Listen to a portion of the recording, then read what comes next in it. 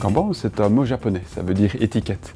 C'est en fait un système de commande automatique sur base de la consommation constatée. On appelle ça double bac ou l'appel du vide.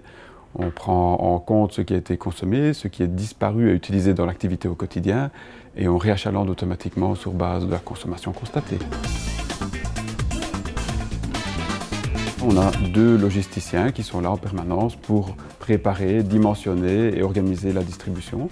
Et puis la réalité opérationnelle, c'est à travers une équipe d'une dizaine de réassortisseurs qui sont là sur différents sites pour aller à la captation de l'information et aller au jour le jour réachalander les différentes unités en fonction des produits qui sont en distribution, qui sont nécessaires. Ici, nous sommes au dispatching, nous avons 6000 articles en stock et nous allons plus ou moins 1200 fois par jour dans les rayons pour distribuer la marchandise. Nous couvrons effectivement une largeur de gamme importante parce qu'on offre des produits de différents types, mais en plus, la caractéristique universitaire fait que pour un seul type de produit, nous avons parfois énormément de variantes en fonction de toutes les spécificités médicales d'un service par rapport à l'autre.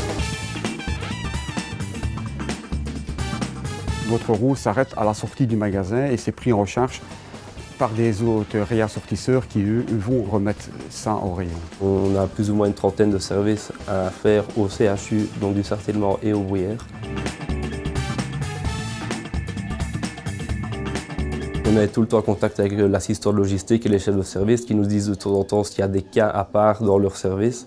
Donc par exemple ici en pneumologie, il y aurait peut-être des personnes en plus dans les autres services parce que le service est complet. Le Kanban est dimensionné pour répondre à 2 fois 5 jours d'autonomie par rapport à la consommation, mais il s'agit d'une moyenne calculée par nos logisticiens, mais on a un écart type qui est non négligeable, donc on a parfois des événements ponctuels qui font que la consommation prévue ne suffit pas. Il faut réagir de manière interactive.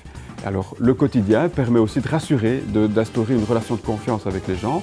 Le simple fait de voir 1 bac, 2 bacs bien achalandés leur donne une paix de l'esprit et permet de travailler naturellement en sachant qu'il existe toujours des consommables pour répondre à leurs besoins.